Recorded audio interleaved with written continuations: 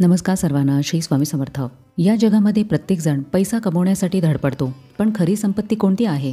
भौतिक संपत्ती की आध्यात्मिक पुण्याई? तुम्ही कधी विचार केला आहे का की पैसा जसा बँकेमध्ये साठवता येतो तसेच पुण्यही साठवता येईल का?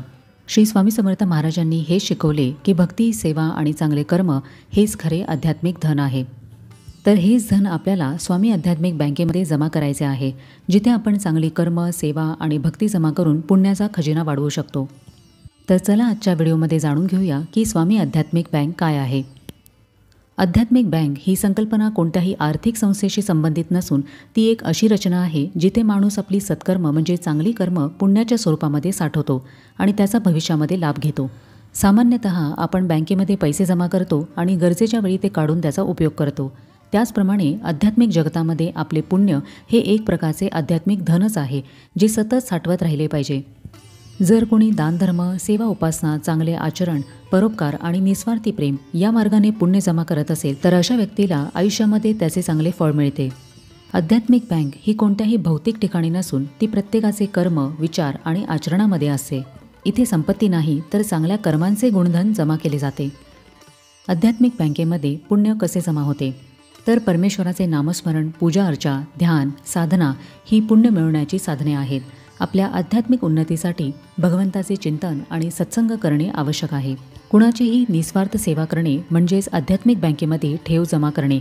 वृद्धांची सेवा करणे, अपंगांना मदत करणे, प्राणीमात्रांवर दया करणे या मार्गाने आपले पुण्य वाढते. याशिवाय क्रोध, लोभ, मोह, मत्सर, अहंकार यांना बाजूला ठेवून संयमाने वागणे हे सुद्धा अत्यंत महत्त्वाचे आहे.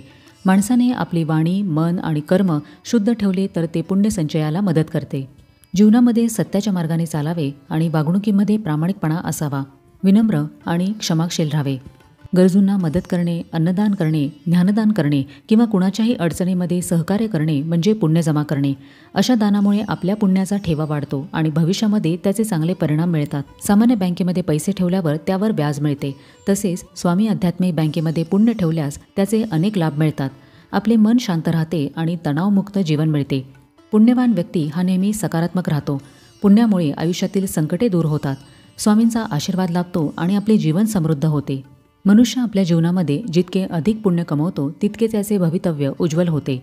महाराजांनी सांगितलेले आहे की भक्ती करा, सेवा करा, नामस्मरण करा, पुण्य संचित करा आणि जीवन सफल करा. याचा अर्थ असा की आपण नेहमीच स्वामींवर श्रद्धा ठेवून चांगले कर्म करावे आणि आपली आध्यात्मिक बँक संपन्न करावी. स्वामी आध्यात्मिक बँक ही एक अदृश्य पण अत्यंत प्रभावी बँक आहे, जिथे आपण आपल्या चांगल्या कर्मांद्वारे पुण्याची संपत्ती जमा करू शकतो. ही संपत्ती आपल्याला आयुष्यामध्ये शांतता, आनंद, समाधान आणि भविष्यातील कल्याण देते. आपण आपल्या दैनंदिन जीवनामध्ये सत्य, प्रामाणिकपणा, सेवा, परोपकार, संयम आणि भक्ती या माध्यमांमधून सतत पुण्य संचय करावा, कारण हीच खरी संपत्ती आहे जी आपल्याला या जन्मामध्ये आणि पुढील जन्मातही लाभ देईल. पैसा संपेल, सत्ता जाईल, पण पुण्य कायम तुमच्यासोबत राहील. म्हणूनच चांगली कर्म करा, पुण्य कमवा आणि स्वामी आध्यात्मिक बँकेमध्ये आपले धन साठवा. आपल्या जीवनामध्ये फक्त आर्थिक संपत्ती महत्त्वाची नसते तर पुण्याची संपत्तीही अधिक मौल्यवान आहे. अनेक भक्त सांगतात की संकटाच्या वेळी त्यांनी फक्त महाराजांचे नाव घेतले आणि त्यांची समस्या सुटली. ही कशाची निशाणी आहे?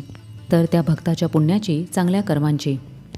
जेव्हा भक्त संकटात सापडतो त्यावेळी त्यांनी केलेल्या सत्कर्मांचे पुण्यच त्याच्या मदतीला धावून येते. एखादा रोग, आजारपण किंवा संकटे, नकारात्मक ऊर्जा यांपासून त्याचे संरक्षण होते. कठीण प्रसंगीही मानसिक शांती मिळते, आत्मविश्वास वाढतो आणि महाराजांच्या कृपेने सहज मार्ग सापडतो. श्री भगवद्गीतेमध्ये सुद्धा भगवान श्रीकृष्णांनी हाच उपदेश केलेला आहे की चांगले कर्म करत राहा, कारण तीच पुण्याच्या रूपामध्ये जमा होतात. पुण्य साठवणारा मनुष्य संकटाच्या वेळी नेहमीच सुरक्षित राहतो, कारण जो चांगले कर्म करतो तो कधीही विनाश पावत नाही. आजच्या धकाधकीच्या जीवनात लोक बँकेमध्ये पैसे साठवतात, गुंतवणूक करतात, पण आध्यात्मिक गुंतवणुकीकडे दुर्लक्ष करतात. संकटाच्या वेळी पैसा नाही तर पुण्य आणि ईश्वरी कृपाच खरी मदत करते. म्हणूनच आपण ही स्वामी आध्यात्मिक बँकेमध्ये भक्ती, सेवा, सत्य आणि परोपकाराची गुंतवणूक करायला हवी. स्वामी आध्यात्मिक बँक ही कोणत्याही भौतिक बँकेप्रमाणे नाही जिथे हिशेब ठेवावा लागतो. या आध्यात्मिक बँकेमध्ये चांगल्या कर्मांचा महाराज स्वतः हिशेब ठेवतात आणि संकटाच्या वेळी आपल्या भक्तांच्या संरक्षणासाठी धावून येतात. म्हणूनच स्वामींची सेवा करा, नामस्मरण करा, परोपकार करा, आध्यात्मिक पुण्य साठवा आणि आपले जीवन समृद्ध करा. तर कसा वाटला आजचा व्हिडिओ हे मला कमेंट करून नक्की सांगा. आपण भेटूया आता पुढच्या व्हिडिओमध्ये. तोपर्यंत सगळ्यांना श्री स्वामी समर्थ.